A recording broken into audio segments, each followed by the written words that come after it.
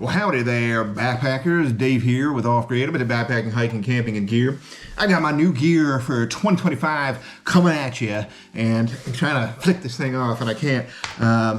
Here we go. Look nice. All right, that's a little bit better there. How's it going? Welcome on in. We've got a few new pieces here to talk about in 2025. I'm even shocking myself because I didn't think that I was going to have enough to share with you guys, but turns out I do. I'm actually going to slip in some honorable mentions there, kind of like on repeat. So I apologize for a few of you out there because I didn't actually use them in 2024. Oh, God. But I kind of got them towards the end of 2024, and I guess it's still new for 2025 because I haven't used them yet. So let's dive into the goodies, the goodness that I have for you here tonight. Let's see, which one will I start off? Well, let's just start off with the one that you saw me wearing right here. This is my Ninja Turtle mask that I may or may not have worn at the start of this thing, just setting up the camera and everything and the studio back here, just because I just wanted to see how insanely warm I would get like wearing this thing, and it is insanely warm inside. So kudos to a little golf clap for Outdoor Vitals. They're the ones who made this guy right here. This is their Loft Tech Hybrid. Decided to get this one over maybe like the Enlightened Equipment variety because it just seemed like it was easier to clean, I guess. I don't know. It was also cheaper as well. I think all in with the stuff sack, they're saying somewhere around 3 ounces. Why did I pick this up? It's because for the colder trips, you know, if I go out to J-Tree this winter, hopefully Huck hit me up, man. Let's go on a trip. Huck and Matt, let's go out there again. Got this because I don't like my face and neck to be cold at night. I'm a little dainty princess when I'm trying to sleep out in the frigid temperatures of the, sorry, I feel like I just spit all over the place. Cockburn? Frigid temperatures of the coldness, the bitter cold that is Southern California. And that's a joke in and of itself because it doesn't really get super cold. It does in certain areas, but anyway, it's neither here nor there. I'm a quilt user. Head and neck gets pretty cold unless you get like a super long quilt and you can kind of like burrow yourself in there. And no, I didn't end up getting the Zen Bivy system on the Black Friday deal. Kind of kicking myself a little bit for that one. Oh, dang it, what an idiot! Myself, I already have stuff for different temperature ratings, and I would only be getting it just to get the deal and to slide into their super warm and comfortable system. But anyway, decided to pick this up because I wanted to look like a mannequin in a showroom. No, decided to pick this up because my head and neck do get warm, or cold rather, when I'm out there, even though I sleep a little bit warmer. And I wanted something super fashionable out there. Now, I wanted something that was going to keep this area, this is the moneymaker area right here, a little bit warmer when I was out there. So decided to pick this guy up. It's got a drawstring, I think, somewhere. It's in the front here, but I think it like tensions it all the way to the back, so it runs all the way to the back. It's pretty cool. It doesn't really have any other latch points. It just kind of has that little ducktail kind of going down the back here of your neck, and I think it'll do the job. I think before, if I really want to latch it down, I could also wear like my puffy at night, but I didn't really want to like put my hood over myself, and like the beanie doesn't get, you know, the whole area warm here. So this one just kind of fit the bill based on the system that I have here. I think with the Zen Bivy would have been a little bit better, but yeah, this one right here. Sorry, I'm still digesting my meal, so I apologize for that one. All right, first one up. That's the balaclava by Outdoor Vitals. Not sure if I'm going to do a first look on that. It doesn't really have anything else to say. I think it was like 45 bucks or something. Let me pull it up real quick. 40 bucks. Then you got to spend a little bit on shipping for that one, so not bad. A little bit less if you become their member, but I don't recommend that one either. All right, what's next here? Next up, I got to grab some stuff, guys, so I apologize. I'm not super prepared on this one. So I really, actually, you know what? I got a couple other ones here before I got to do that weird cut and go grab my other stuff. Now, I'm going to talk about some stuff that's not particularly about backpacking, but if you want to up your game as far as like, you know, documenting your trips when you're out there, Picked up this guy. Shout out again to Devin Ashby, Backpacking Exposure. Backpacking Exposure? Backcountry Exposure. I don't know why I brain farted on that one. Humblest apologies, Mr. Devin, sir. I prostrate myself before you and beg your forgiveness. He gave me this one on a deal because he knew that the new Pro model was coming out soon and I would be a sucker to buy it. No, I'm just kidding. This is the Hoverair X1, I think. This is the prior model. It's only like 2.7K, something like that. I ended up getting the DJI Mavic to shoot some of my stuff when I was out in the field, and then realized that, you know, you can't really fly a drone in like the majority of the places that I wanted to go and fly a drone. So this is still technically falls under that category, but it never really goes further than like 10 feet away from you. So I may end up risking it. No, I'm not. I'm gonna follow the rules and regulations and laws, guys. But no, I mean, like, where I can fly this thing, really what it is it's just kind of like a personal flying selfie stick is all it is. It can't really go that far away from you. And take some different angles and different you know, pieces of footage that I can't normally get without you know, climbing up some kind of fire escape and putting a tripod out there in the field for you guys. They're crap, mega crap. So this will be kind of coming on my trip, super lightweight too. But enough of the boring stuff, because you guys didn't come here for, you know, the camera stuff. Like, Dave, I don't really care about that crap. Let me get into some more of the good stuff. So here are two other items that I don't actually have in front of me. One is purchased, one I'm definitely going to purchase when it gets back in stock. Here we go, drum roll. First one up here, a little bit less sexy. We're gonna be talking about the Zpacks camp shoes. I'm gonna pull the trigger on it, guys. You know, I said before, I think in a previous Zpacks Gearholic solo cast, I was like, I don't know if I'm actually going to pick it up. I'm going to pick it up, guys. You know why? Main reason is because I want camp shoes, A. I don't want to have a huge hit on my base weight, B. And D, A, I'm not that lucky. 2, we have smoke detectors. And D, I wanted something that was a little bit more robust than those ridiculous Mayfly camp shoes. Yeah, I bought those things, probably never going to use them. They look like they're going to disintegrate in like one usage. That was kind of like my stupid pick of, I think, either last year or the year before. Picked those up, never ended up wearing them. They don't even have that much coverage. Zpacks is better coverage. It's not that much more of a weight penalty. The only thing I recommend for those shoes, guys, is to make them look a little bit more like clown shoes, make them a little bit bigger so your feet can breathe a little bit more. No, the only recommendation on those that I would recommend is slap on another ½ ounce or so and just put a heel cover on it, because the rest of it looks pretty good. Got a little bit of traction, especially for around camp, not bad. And then they kind of improved on that inferior Mayfly stock by encapsulating the rest of your foot there. But the big problem there is in my opinion, the heel is still kind of exposed there. Oh my God, is this still going on? Oh wow, man, the video is almost, it's going a little bit longer today, guys. I'm surprised, first of all, and, you know, I'm gonna apologize, second of all, and third of all, let's get into the other goodness. All right. Next one up here is another one that I don't have. It's probably the coup de grace here.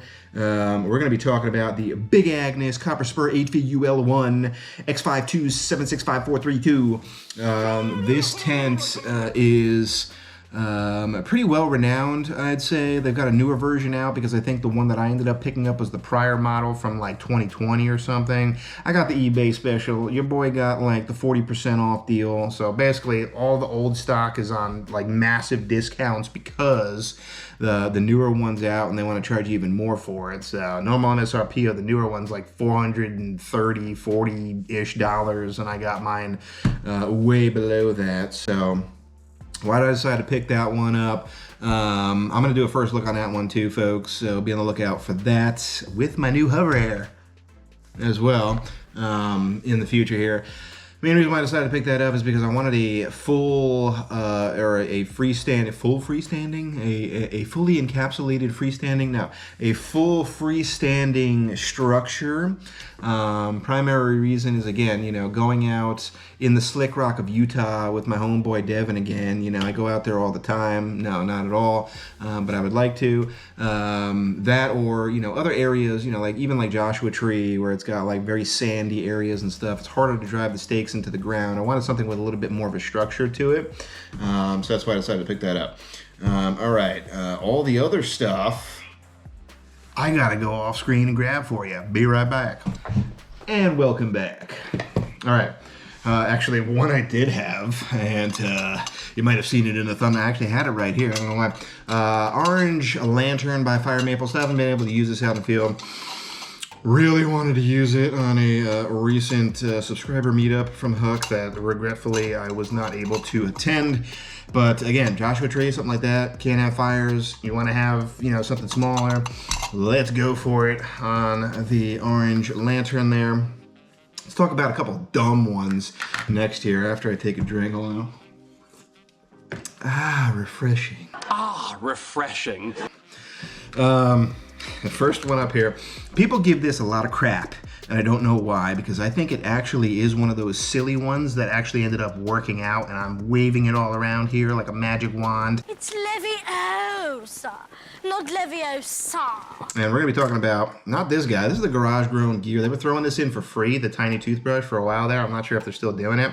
Pardon the trail patina. Ew, doesn't...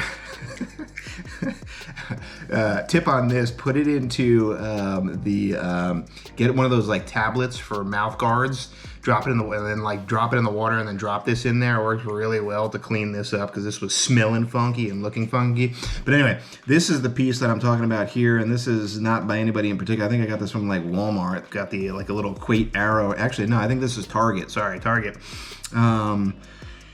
And found it in the travel section. This is a toothbrush cap. The reason why you want this is because this doesn't fold down. And if you're trying to put this in with, you know, like a baggie or something like that, or a, you know, in with your like toothpaste tabs, even worse because they'll just start disintegrating. You want to, so what I ended up doing was I kept this separate. I tried to put it in a different baggie that was sort of in with my other toothpaste or toothpaste tabs, and it still was kind of like wet and funky. So just to protect it a little bit more and to keep the moisture away, I added this in. And again, you might be thinking to yourself, Dave, just carry like a foldable toothbrush. And you know, if you can spare the weight, you're right. However, this together with both of these pieces, believe it or not, still weighs half of the weight of the foldable toothbrush. I know, Graham weenie crap there, but I like to be super nerdy, so there you go. Next one we're going to talk about, I spent way too much time talking about that one too, sorry, is the slide scoop here. Did this one in a short, so check that out if you haven't checked it out already. It's, again, an improvement over the previous model, which was the Scoopy. That one had a cap, so every time you scooped, I had like big powders, like a protein shake that I was trying to funnel into my smart water bottles, and it's taken me like 10 million years to do it. So this one just has a little trap door right here.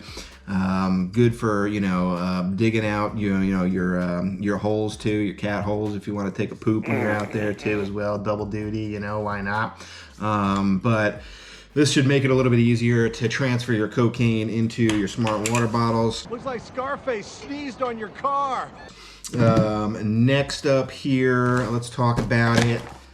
I still got the nifty box here as well. This is the Thermacell Backpacker Edition. I went to Alger last year with Huck. I think Huck had this a couple of different times, and I was like, hey, that's pretty cool. It comes with these little nifty little paraphernalia packets here.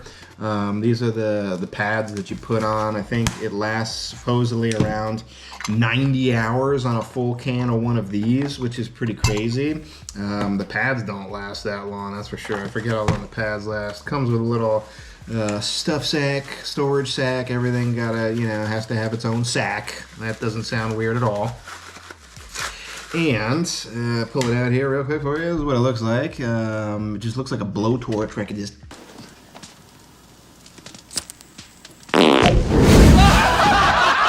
scorch earth this thing.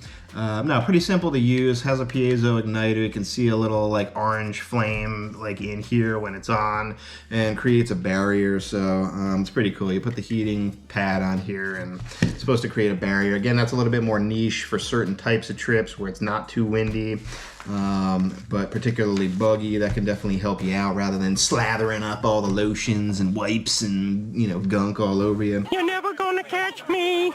You're wasting your time. And then the last one that I'm going to talk about here, I still didn't grab. Apologies. I'll be right back again. And I'm doing laps today.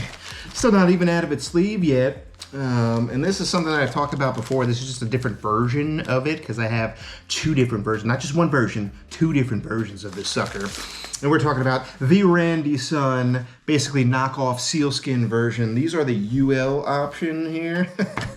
This is the super spiff lightweight options here. Very nice. It's a very nice. And of course I got it in this like retro yellow acid trip color because it was the cheapest. You boys gotta save a couple of shekels, you know what I'm saying? Ended up getting these because they're lighter than the other variety by more than half, I think. The pair for this with my massively sized inferiority complex, no, my massive sized foot of a men's size 10, not that big at all, weighs I think about like 2 ounces, 2.1 ounces for the pair, so pretty light. The only downside obviously is that it's only crew in length, so it's only going to go up to the bottom of my calf. So the other pair that I have, if I know that it's going to be, you know, potentially a little bit deeper of like water crossings that I'm going to be going through, I have the larger pair which comes up closer to my knee. Definitely helped my boy Raul out with that, and I hooked him up with a pair on our day hike. That was the one where I got the dunkage and I went in backwards. Ever since then I stopped lending out my good stuff to other people and suffering, and decided to just beef up my own stuff. So these are just, you know, good for, again, if you have light river crossings, or you're walking in the rain, like heavy rain or something, you just want to keep your feet more dry, this could definitely help you out there. And that's it, folks. That's all I got for you. Jay Leno's top 10 here. Ladies and gentlemen, here's tonight's top 10 list. Let's go. I mean, that's a really old joke for a lot of you viewers out there. Probably like, who the hell's Jay Leno? I think that's going to do it for my roundup here. A lot of honorable mentions there. A few new ones there, and only one really like heavy hitter. I think the biggest one was the tent. If I didn't have that, I probably wouldn't have made this video here. Again, be on the lookout for that video. I'm, again, eternally sorry and apologize nonstop for how long this video went on, but had fun with it. It was good. I'm sorry that I moved my hat so much as well. I feel like I repositioned that, but just for old time's sake and to round out the video here, let's put this guy back on. And I'll say, remember, if you're headed off grid, make sure you do your research and you make it a safe one. Make sure you're looking good out there in the new year of 2025 when you're hitting those trails. And I'll catch you on the next one, folks. Why did I even use this tonight? There's nothing even in this thing. This is just a stunt can. It's just empty. I just generated by AI here. I'm kind of like subliminally trying to get Zevia to, you know, sponsor me and stuff, because the stuff is pretty dang good if you ask me. Holy crap, are we still rolling? Man, I look like a freaking dickhead wearing this thing. Oh, it was such a shonda. Oh, it was such a shonda. Looks like the rhino scene from Ace Ventura.